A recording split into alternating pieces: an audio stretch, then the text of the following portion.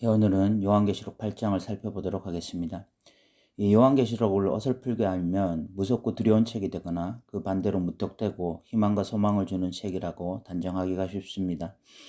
요한계시록을 무섭고 두려운 책이라 말하는 자들은 인재앙, 나팔재앙, 대접재앙 같은 재앙들이 땅에 쏟아지는 장면을 말하면서 신앙생활에 이 공포심을 불러일으키는 주장을 하기가 쉽고, 희망과 소망을 주는 승리의 책이라고 말하는 쪽에서는 예수님이 결국 이 땅에 만왕의 왕으로 오시고 그리스도인들이 새하늘과 새 땅에서 승리자들이 될 것임을 강조하길 좋아합니다. 그런데 요한계시록은 가이사를 주로 섬기는 세상에 하나님의 백성들이 하나님을 주로 섬길 때에 어떤 시련과 어려움을 겪을 것인지를 잘 보여주면서 순결과 인내로 끝까지 승리하기를 독려하는 책입니다. 요한계시록은 분명 승리의 책이지만 고난을 통과한 승리이며 기꺼이 좁은 길 걸어간 자들의 영광스러운 승리입니다. 그래서 요한계시록에서는 7교회를 향해서 이기는 자에게는이라는 전제가 붙어 있습니다. 그러므로 그냥 그리스도인이라는 타이틀 하나 가지고 있으면 무조건 희망의 노래를 부르게 해주는 책이 요한계시록이 아닙니다. 각자의 삶에서 치열한 영적 전쟁을 싸우며 매일매일의 삶에 주님이 주가 되시길 소망하고 이 땅의 질서와 구조에 얌전한 고양이로 순응하기를 원하지 않고 오직 하나님 나라 질서로 살기를 소망하며 그 길 걸어갈 때에 이 땅에서 어떤 불이익과 이 불편함을 겪는다 할지라도 기꺼이 그 길 걸어가려고 하는 자들에게 위로와 격려를 주며 승리의 노래를 부르게 만드는 책인 것입니다. 요한계시록을 무조건 두려운 책으로 조장하고 공포심으로 신앙생활 하게 만드는 이단이나 사이비 같은 집단들은 우리가 논할 가치 없이 충분히 경계해야 하겠지만, 그 반대편에 서서 이단과 사이비와 다른 말을 하겠다고 무조건 요한계시록을 읽는 독자들로 하여금 승리의 책이다, 위로의 책이다 하면서 정작 하나님이 아니라 가이사를 주로 섬기고 있고 이 땅의 질서를 따라 살아가고 있는 성도들조차도 안심하게 만들고 위로하게 만드는 것은 결코 요한계시록이 말하는 내용과는 맞지 않는 이야기라는 것을 우리가 기억했으면 좋겠습니다. 저는 실질적으로 그렇게 설교하는 분들을 몇 명이나 보았고 저 역시 그런 이야기를 쉽게 하기도 했었기 때문에 이런 말씀을 드리는 것입니다. 이 시대 그리스도인들에게 필요한 것은 목사의 어설픈 위로가 아니라 요한계시록이 말하고자 하는 본연의 메시지입니다. 그래서 진짜 회개해야 할 자는 회개를 해야 하고 위로를 받아야 할 자는 위로를 받아야 하는 것입니다. 우리는 6장에서 6개의 인재앙을 살펴보았습니다. 그리고 7장에서 인을 맞은 14만 4천에 대해서 살펴보았습니다. 인재앙이 있어도 그들은 하나님의 인을 맞고 특별히 보호되어져서 여전히 구원받을 자들이었습니다. 그리고 오늘 8장 1절에는 마지막 7번째 인재앙이 나옵니다. 읽어보겠습니다. 7째 인을 떼실 때에 하늘이 반시간쯤 고요하더니 라고 말씀하고 있습니다. 여기 하늘이 반시간쯤 고요했다라고 표현되어 있습니다. 다시 말해서 반시간 동안 침묵이 있었다는 것입니다. 어떤 신학자들은 이 침묵의 시간을 텅 빈 시간이라고 생각하고 이 텅 빈 시간을 나팔제형이 채운다고 말을 합니다. 그러면 인재앙과 나팔제형이 이 연속선상에 놓이게 되는 것입니다. 그러나 이 고요한 침묵의 시간은 텅 빈 시간이 아니라 그것 자체가 재앙을 암시하는 것입니다. 이는 구약 성경에서 확인할 수 있습니다. 하박국 2장 20절에 보면 오직 여호와는 그 성전에 계시니 온 땅은 그 앞에서 잠잠할지어다 라고 말씀하십니다. 이는 진짜 하나님 앞에서 온 땅이 완전히 위축되고 두려워서 떨게 될 것을 의미하는 것입니다. 왜냐하면 그들은 지금까지 가짜 우상을 숭배하며 살았기 때문입니다. 또한 스가랴 2장 13절에 모든 육체가 여호와 앞에서 잠잠할 것은 여호와께서 그의 거룩한 초세에서 일어나심이라 라고 말씀하고 있습니다. 지금까지 모든 육체가 잘도 떠들어대었습니다. 그 이유는 진짜 크신 분을 모르고 스스로 잘났다고 떠들고 있었던 것입니다. 그런데 진짜 하나님이 일어나시니 그 하나님 앞에 떠들 인간들이 없습니다. 지금 침묵이라는 것은 바로 그런 의미입니다. 이는 모든 인간이 절제자 하나님을 대면하는 시간이고 그 앞에서 완전히 거꾸로 엎드려지는 시간인 것입니다. 이는 분명 최후 심판과 관련이 있는 말씀입니다. 그리고 2절에는 내가 보매 하나님 앞에 7 천사가 있어 7 나팔을 받았더라 라고 말씀하고 있는데, 이것은 이제 6절부터 이어지는 말씀이고 3절부터 5절까지는 삽입구로서 이 성도들의 기도가 하나님 앞으로 올라가는 내용이 기록되어 있습니다. 3절부터 5절까지를 읽어보면, 또 다른 천사가 와서 제단 곁에 서서 금 향료를 가지고 많은 향을 받았으니 이는 모든 성도들의 기도와 합하여 보좌 금제단에 드리고자 함이라. 항연히 성도의 기도와 함께 천사의 손으로부터 하나님 앞으로 올라가는지라. 천사가 향료를 가지고 제단에 불을 담아다가 땅에 쏟음에 우레와 음성과 번개와 지진이 나더라 라고 말씀하고 있습니다. 여기서 말하는 성도들의 기도는 분명 이 6장 9절에 5째 인을 떼실 때에 죽임을 당한 순교자들의 기도임에 틀림없습니다. 그들이 제단 아래에 있었다가 제단 아래에 있었는데 그들의 기도가 지금 바로 그 제단에서 향으로 올려지고 있는 것입니다. 그렇다면 그 기도의 내용이 무엇입니까? 우리의 피를 갚아주지 아니하시기를 어느 때까지 하시려 하나니까 라는 기도였습니다. 이에 대해서 6장 11절에서는 순교자의 수가 차기까지 기다리라 라고 말씀하셨습니다. 그런데 오늘 본문에는 제단에 불을 담아다가 땅에 쏟음에 우레와 음성과 번개와 지진이 나더라 라고 말씀합니다. 우레, 음성, 번개는 다 재앙이 이 땅에 쏟아질 때 나타나는 현상을 의미하는 것입니다. 이는 인재앙 마지막에 기록되었고 나팔재앙이 끝나는 11장 19절에서 다시 나타나며 대접재앙이 끝나는 16장 18절부터 21절까지 다시 나타납니다. 그렇다면 이는 무엇을 의미합니까? 하나님이 성도들의 기도에 응답하셔서 이제 순교자들의 피의 신원을 갚아주시기 위해서 심판주로 세상 가운데 나타나신 것임을 의미하는 것입니다. 6절부터는 이제 나팔 재앙이 시작됩니다. 6절에 읽어보면 7 나팔을 가진 천사가 나팔 불기를 준비하더라 라고 말씀합니다. 우리는 나팔 재앙을 살피기 전에 나팔이라는 것이 구약 성경에서 어떤 의미가 있는지를 살펴보아야 합니다. 구약에서 나팔은 승리, 구원, 이스라엘의 왕이 등극했을 때, 또 하나님의 백성들을 모을 때, 전쟁할 때, 심판할 때 이 나팔을 부는 의미를 가지고 있습니다. 그럼 본문에 나오는 나팔 재앙은 어떤 목적을 가지고 있을까요? 본문에 나오는 나팔 재앙의 가장 중요한 핵심은 땅을 향한 심판입니다. 이 땅이 심판을 받아야 하는 이유는 그들이 하나님 앞에서 악했기 때문입니다. 그들은 우상 숭배에 물들었고 하나님의 백성들을 고통스럽게 했습니다. 그럼 악함에 대한 대가가 하나님의 이 나팔 재앙으로 나타나는 것입니다. 또한 이 나팔 재앙은 회개의 목적도 있습니다. 9장 20절에 이 나팔 재앙으로 죽지 않은 사람들이 여전히 손으로 회개하지 않았다라는 표현이 나오는데, 그 표현은 이 나팔 재앙이 회개의 목적도 있었음을 의미하는 것입니다. 또한 이 땅에 대한 심판은 그리스도인들에게 무엇을 붙잡고 살 것인지에 대한 도전이기도 합니다.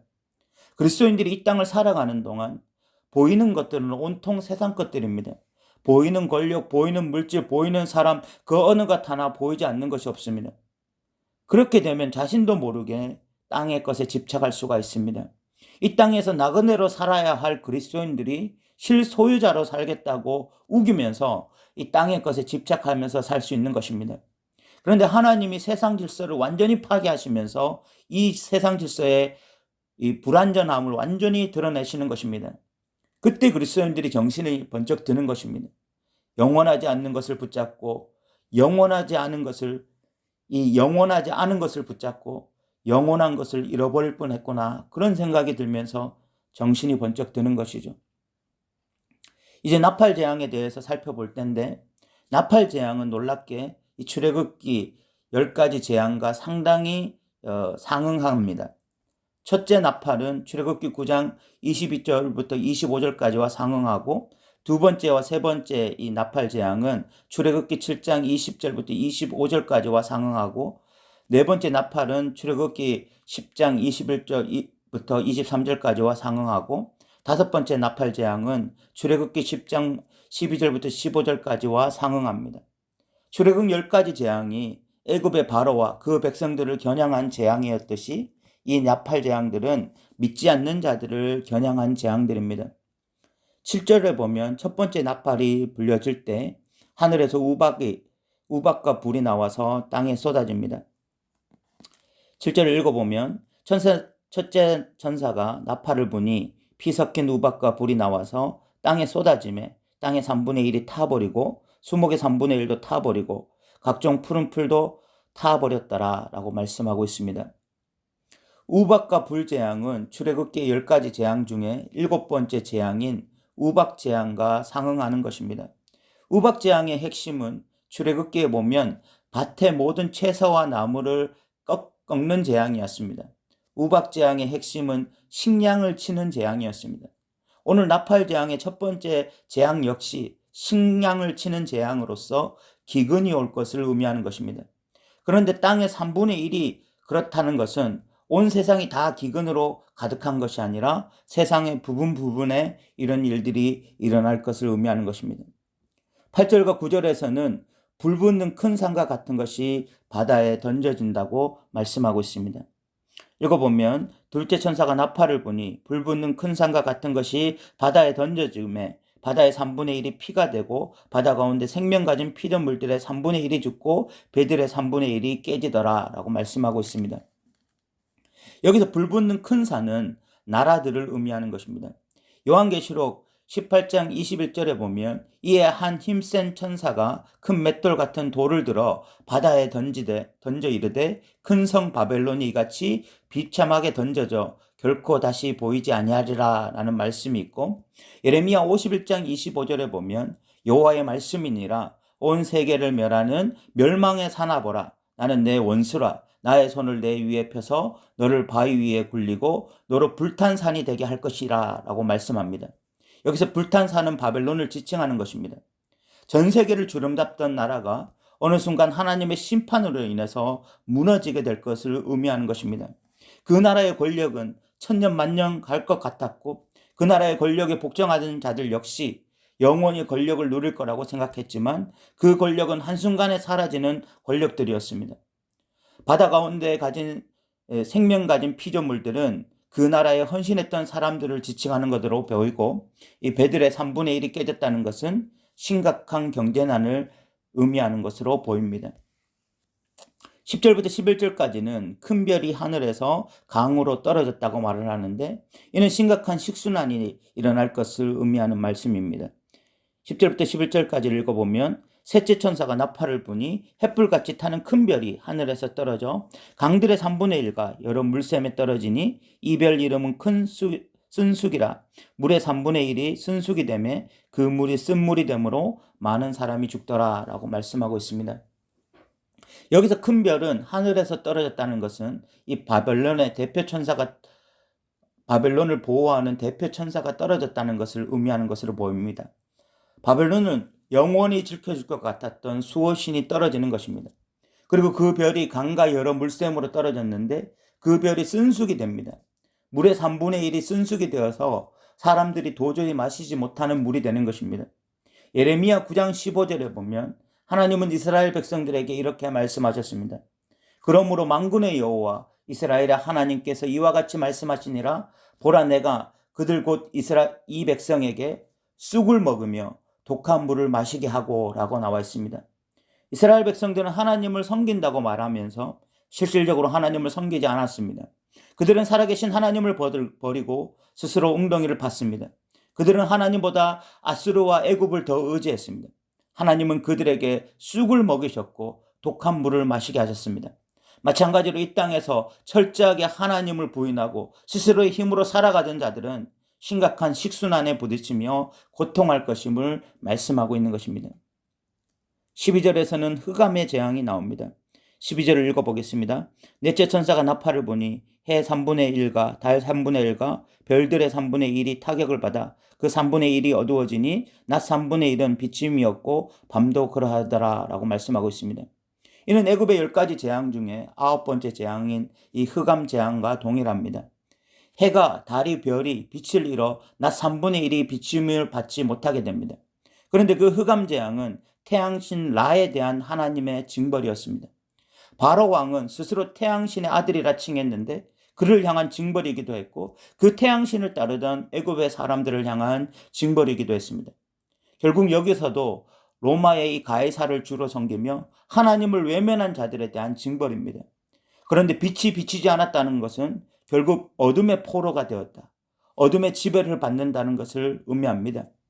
그들은 하나님 나라 백성을 지배하고 있다고 스스로 믿었지만 자신들은 어둠의 노예로 하루하루를 살아가고 있었던 것입니다.